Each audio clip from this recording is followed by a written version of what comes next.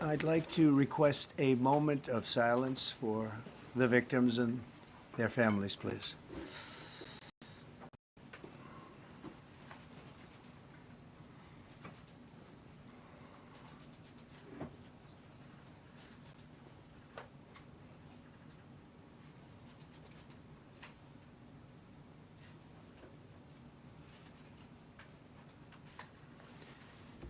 Thank you very much.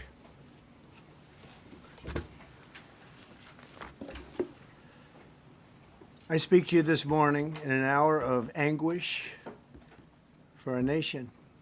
Just before 9 p.m. last night, an American Airlines regional jet carrying 60 passengers and 4 crew collided with an Army Black Hawk helicopter carrying 3 military service members over the Potomac River in Washington, D.C., while on final approach to Reagan National Airport.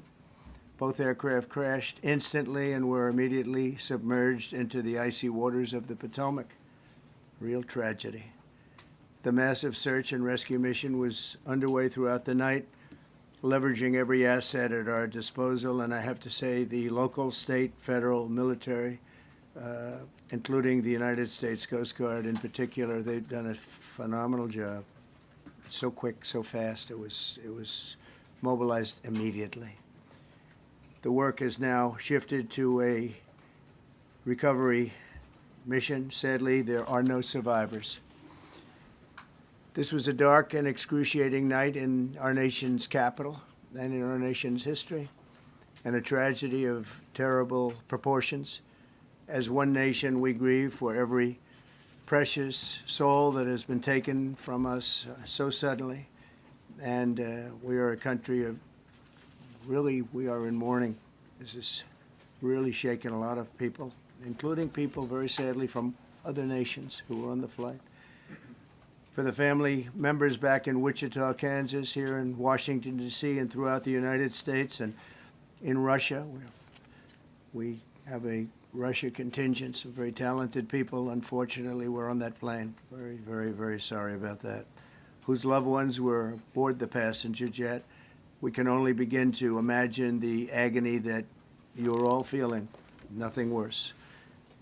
On behalf of the First Lady, myself, and 340 million Americans, our hearts are shattered alongside yours, and our prayers are with you now and in the days to come. We'll be working very, very diligently in the days to come. We're here for you to wipe away the tears and to offer you our devotion, our love, and our support. There's great support. In moments like this, the differences between Americans fade to nothing compared to the bonds of affection and loyalty that unite us all, both as Americans and even as nations. We are one family, and today we are all heartbroken. We're all searching for answers. That icy, icy Potomac, it was a cold, cold night, cold water. We're all overcome with the grief for many who have so tragically perished, will no longer be with us. Together we take solace in the knowledge that their journey ended not in the cold waters of the Potomac, but in the warm embrace of a loving God. We do not know what led to this crash, but we have some very strong opinions and ideas, and I think we'll probably state those opinions now.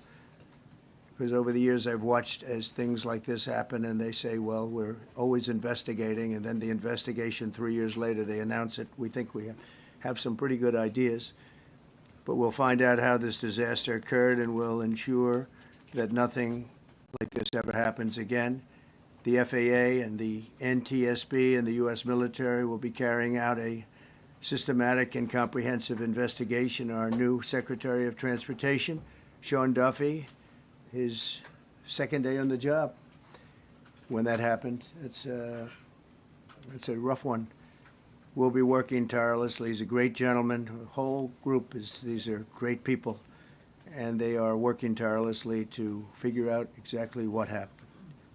We will state certain opinions, however. I'm also immediately appointing an acting commissioner to the FAA, Christopher Rocheleau, a 22-year veteran of the agency, highly respected. Christopher, thank you very much. Appreciate it. We must have only the highest standards for those who work in our aviation system. I changed the Obama standards from very mediocre at best to extraordinary. You remember that. Only the highest aptitude, they have to be the highest intellect and psychologically superior people, were allowed to qualify for air traffic controllers. That was not so prior to getting there. When I arrived in 2016, I made that change very early on because I always felt this was a job that, and other jobs too, but this was a job that had to be superior intelligence, and we didn't really have that, and we had it.